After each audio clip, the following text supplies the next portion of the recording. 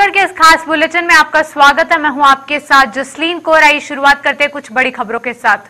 मुख्यमंत्री भूपेश बघेल के रायपुर निवास कार्यालय में एक कार्यक्रम का आयोजित किया गया, जिसमें मुख्यमंत्री ने राज्य सरकार की अभिनव योजना गोधन न्याय योजना के तहत गोबर खरीदी के भुगतान हितग्राहियों के खाते में अंतरित किए।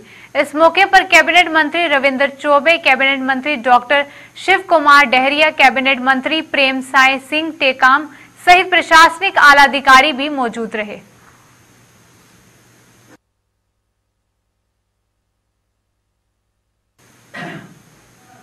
मुख्यमंत्री भूपेश बघेल ने अपने निवास कार्यालय से आज मोर बिजली ऐप के नए वर्जन का शुभारंभ किया।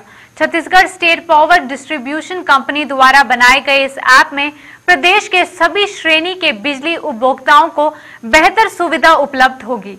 मोर बिजली ऐप के नए वर्जन में नई टेक्निक का उपयोग करते हुए नए फीचर जोड़ दिए गए हैं।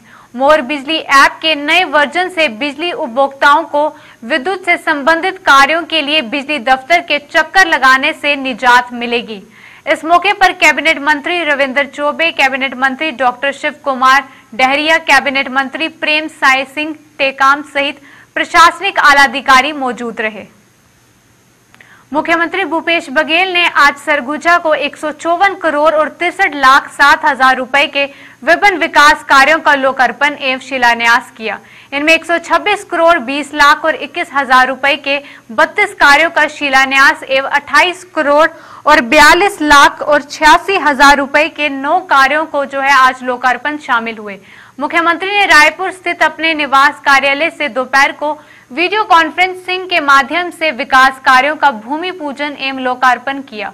वहीं जिला मुख्यालय अंबिकापुर स्थित उच्च विधान गृह में आयोजित विकास कार्यों को भूमि पूजन एवं लोकार्पण समारोह की अध्यक्षता छत्तीसगढ़ शासन के नगरीय प्रशासन एवं विकास तथा जिले के प्रभारी मंत्री डॉक्टर शिव कुमार डहरिया और छत्तीसगढ़ शासन के पंचायत एवं ग्रामीण विकास मंत्री टी.एस. सिंहदेव ने वीडियो कॉन्फ्रेंसिंग के जरिए की। इस दौरान छत्तीसगढ़ के खाद्य नागरिक आपूर्ति एवं उपभोक्ताओं संरक्षण मंत्री अमरजीत भगत, कांग्रेस के पदाधिकारी और कार्यकर्ता सहित जिले के अधिकारी और कर्मचारी भी मौजूद रहे।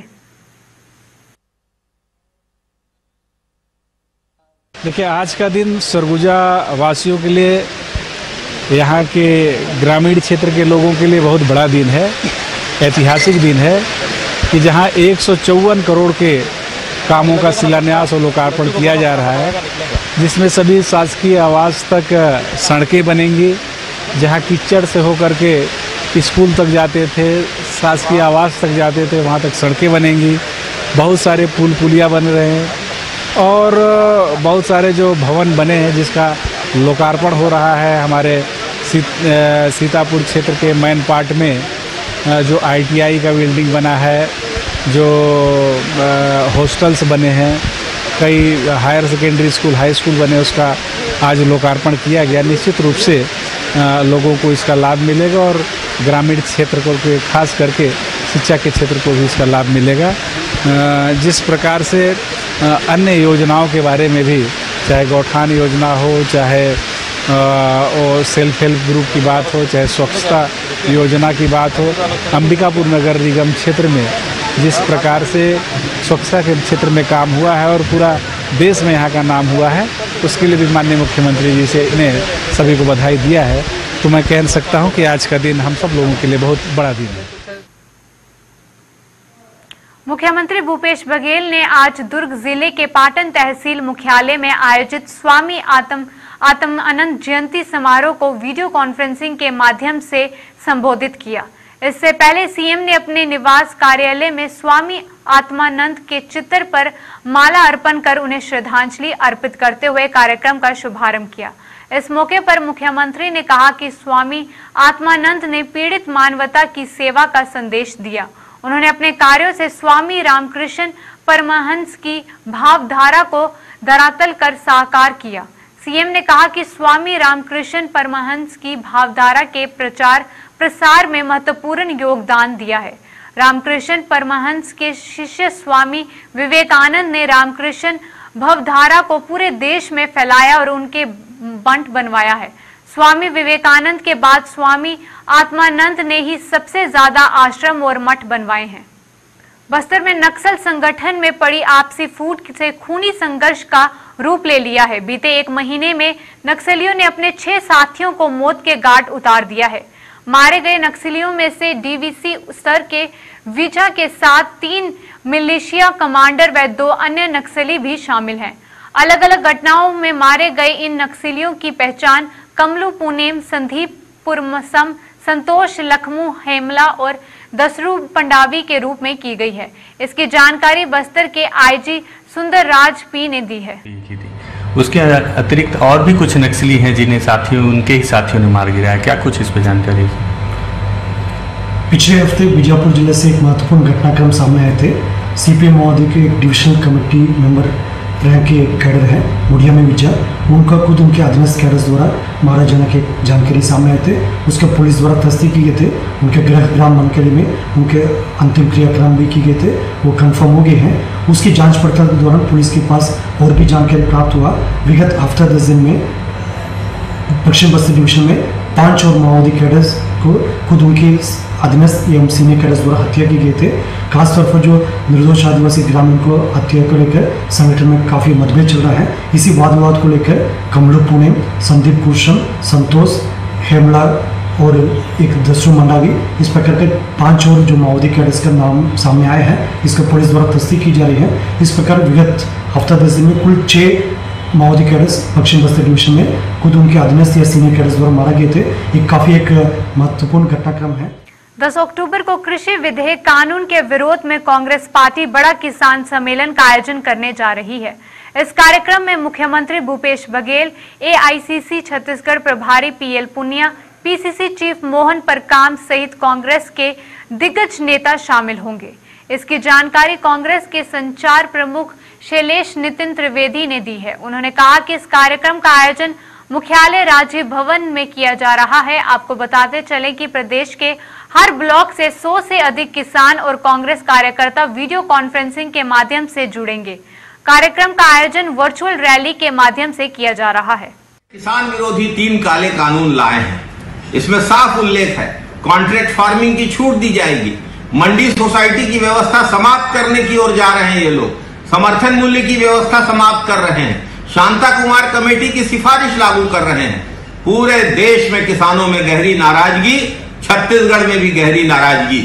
10 तारीख को बड़ा किसान सम्मेलन राजीव भवन से एआईसीसी के छत्तीसगढ़ प्रभारी पीएल पुनिया, मुख्यमंत्री भूपेश बघेल, प्रदेश कांग्रेस अध्यक्ष मोहन मरकाम और कांग्रेस के वरिष्ठ नेता इस आंदोलन में शामिल होंगे। किसान सम्मेलन के कार्यक्रम को वीडियो कॉन्फ्रेंसिंग के द्वारा सारे ब्लॉक मुख्यालयों में हर ब्लॉक से 100 से ज्यादा किसान और कांग्रेस कार्यकर्ता जुड़ेंगे। एक बड़ा आयोजन पूरे देश में अपनी तरह का 300 से अधिक स्थानों पर किसानों का किसान सम्मेलन में शामिल होना और केंद्र सरकार के 3 काले कानूनों के खिलाफ आंदोलन, एक बड़ा कार्यक्रम होने जा रहा है 10 अक्टूबर को। किसान द्वारा की गई आत्महत्या को लेकर नेता प्रतिपक्ष धर्मलाल कौशिक ने सरकार पर कई गंभीर आरोप लगाए हैं। जगदलपुर में आयोजित एक प्रेस वार्ता को संबोधित करते हुए नेता प्रतिपक्ष धर्मलाल कौशिक ने कहा कि किसानों की हितैषी बताने वाली सरकार के कमजोर सिस्टम के कारण किसान ने आत्महत्या की है। उन्होंने कहा कि दुर्ग में किसान ने अपनी फसल बर्बाद होने की वजह से और सरकार से किसी तरह की कोई सहायता नहीं मिलने से दुखी होकर इतना बड़ा कदम उठाया था। अगर सरकार किसानों की हितैषी है तो फिर किसान आत्महत्या क्यों कर रहे हैं? नेता प्रतिपक्ष ने कहा कि प्रदेश में नकली खाद, नकली बीज और नकली दवा धड़ल्ले से बेची जा रही है और राज्य सरकार इसे रोकने में असफल है। उन्होंने ये भी कहा कि ये सब काम सरकार के संरक्षण में ही हो रहे हैं। कुछ दिन पहले मैं इसका रिपोर्ट में बताया था कि कितने किसान आत्महत्या किए हैं, लेकिन कल ही दुर्ग के एक किसान अपने फसल को लेकर के, उसमें बीमारी को लेकर के और उसके लिए पैसा उचित व्यवस्था नहीं होने के कारण फसल को नहीं बचा पाए, सरकार की सहायता नहीं मिली और किसान असंतुष्ट होकर के, दुखी मन से उन्होंने आत्महत्या कर लिया। ये किसान कहते हैं कि मैं किसानों का हितैषी हूँ, किसानों की सरकार हूँ, तो आखिर आत्महत्या किसान कौन कर रहे हैं? एक बड़ा प्रश्न है। आगे कोई किसान आत्महत्या न करे, सरकार इसमें कदम उठाए। ऐसे आवश्यक जरूरतमंद किसान है। नकली कीटनाशक नहीं साहब, हमने विधानसभा में उठाया, इसको प्रश्न किया, मेरा लगातार आ रहा है प्रेस में। नकली खाद, नकली बीज, नकली दवा व्याप्त, भारी मात्रा में भ्रष्टाचार व्याप्त है। छत्तीसगढ़ जनता कांग्रेस के कार्यकर्ताओं ने मुख्य निर्वाचन अधिकारी को ज्ञापन सौंपकर गोरेला पेंड्रा मरवाही कलेक्टर को हटाने की मांग की है। जनता कांग्रेस नेता प्रदीप साहू ने बताया कि कांग्रेसी लगातार आचार संहिता का उल्लंघन कर रहे हैं। कांग्रेस के नेता के घर से 90,000 साड़ियां पकड़ी जाती हैं, लेकिन इसके बावजूद भी कोई कार्यवाही नहीं होती। यहां तक कि शासकीय गाड़ियों का भी दुरुपयोग हो रहा है, लेकिन कलेक्टर दोषियों पर कार्यवाही नहीं कर रहे हैं। इससे साफ जाहिर होता है कि कलेक्टर की कांग्रेस के साथ सांठगांठ है। मरवाही उपचुनाव की जिस दिन से घोषणा हुई है उस दिन से ही आदर्श निर्वाचन आयोग के नियमों का उल्लंघन कांग्रेस पार्टी करते आ रही है। जैसे ही 30 सितंबर को जब चुनाव की घोषणा हुई उस दिन ही 90,000 साड़ियाँ कांग्रेस के कार्यालय में पकड़ाई जाती है। इसके बाद प्रभारी मंत्री के जो करीबी व्यक्ति हैं उनकी गाड़ियों में साड़ियाँ और कंबल रख के बांटे जाते हैं और उसके बाद शासकीय वाहनों में भी इस तरीके से साड़ियाँ बांटी जाती हैं। तो ऐसे जो लोग वहाँ पे निर्वाचन आयोग का उल्लंघन कर रहे हैं, ना ही उस पर कार्यवाही हो रही, न किसी प्रकार से उन पर कोई ठोस कदम उठाया जा रहा है। हाथरस की घटना को लेकर आज कांग्रेस कार्यकर्ताओं ने बलोद में मौन धारण कर योगी और मोदी सरकार के खिलाफ प्रदर्शन किया। प्रदर्शन की अगुवाई कर रहे अनुसूचित जाति के अध्यक्ष दीनाराम चेलक भाजपा सरकार पर निशाना साधते हुए कहा कि उत्तर प्रदेश जैसे राज्यों में अपराध चरम सीमा पर है और वहां की शासन और प्रशासन अमानवीय हरकत पर उतर आया है। उन्होंने कहा कि सरकार अपराधियों को बचाने और इस घटना को छुपाने का प्रयास कर रही है। देश में योगी सरकार के द्वारा जो अनुसूचित जाति के लोगों के ऊपर अत्याचार, हाथरस में मनीषा वाल्मीकि के द्वारा के भाजपा के नेता के द्वारा उसका बलात्कार करना और हत्या करना, जीभ काट देना, उसके रीढ़ की हड्डी तोड़ देना, इस तरह घटना किया गया है। और योगी सरकार के द्वारा रात 2 बजे उस लड़की की उसको जला देना, उसके परिजनों को नहीं देना, उसके माँ बाप को नहीं देना, इस तरह योगी सरकार, भाजपा की सरकार द्वारा और मोदी सरकार द्वारा पूरे देश में अनुसूचित जाति के लोगों के ऊपर अत्याचार किया जा। बलौदाबाजार जिला के कसडोल थाने अंतर्गत अवैध शराब और सट्टा सहित गांजा का कारोबार खुलेआम हो रहा है, जिसको लेकर कसडोल नगर पंचायत पार्षद गुनीराम साहू के नेतृत्व में तमाम पार्षदों ने सीएमओ से भेंट की और उन्हें इस संबंध में एक ज्ञापन भी सौंपा। इस अवसर पर गुनीराम साहू ने कहा कि कसडोल में शराब, गांजा और सट्टे का कारोबार बड़े पैमाने में फल फूल रहा है, जिससे आपराधिक गतिविधियों में भी लगातार बढ़ोतरी हो रही है। लेकिन पुलिस प्रशासन इन आपराधिक गतिविधियों पर अंकुश लगाने में असफल सिद्ध हो रही है। पुलिस की इस असफलता के कारण अब लोगों को आगे आना पड़ रहा है। गुनीराम साहू ने कहा, अगर जल्द कसडोल में इस अवैध कारोबार को बंद नहीं किया गया तो वह इसके खिलाफ उग्र आंदोलन करने को मजबूर हो जाएंगे। अपने पूरे नगर पंचायत में लगातार बढ़ती हुई संक्रमण को देखते हुए और लगातार शासन ने अपने नियम को फॉलो करने के लिए आम जनता को जो बताया गया है, इसमें किसी प्रकार से कोई भी सोशल डिस्टेंस न ही कोई काम किया जा रहा है। उल्टा अवैध रूप से यहाँ नगर में जुआ, सट्टा, शराब एवं गांजा बिक्री लगातार हो रही है, जिसकी सूचना वार्डवासी एवं पूरे नगरवासियों, मेरे साथी अन्य पार्षदों को सूचना नगरवासी से मिलती रही है, जिसको लेकर आज हम थाना कसडोल तहसीलदार एसडीएम को ज्ञापन सौंपने के लिए पहुंचे हैं। बाजार व्यवस्थापन को लेकर कुछ दिनों पहले का विवाद जैसे ही थमा था कि आज ठोक सब्जी बाजार में कुछ व्यापारियों द्वारा भ्रामक पोस्टर लगा दिया गया, जिससे नाराज नगरपालिका अध्यक्ष विकास चोपड़ा और बाजार विभाग के सभापति बिरजू ठाकुर मौके पर पहुंचे और इस पोस्टर को हटा दिया गया। नगरपालिका अध्यक्ष ने बताया कि एतवार और बुधवार को बुधवारी बाजार में सब्जी मार्केट नहीं लगाई जाएगी, क्योंकि इन दिनों में दिन काफी भीड़ होती है। उन्होंने कहा कि सप्ताह के अन्य दिनों में सोशल डिस्टेंसिंग का पालन करते हुए बाजार इसी जगह संचालित किया जाएगा।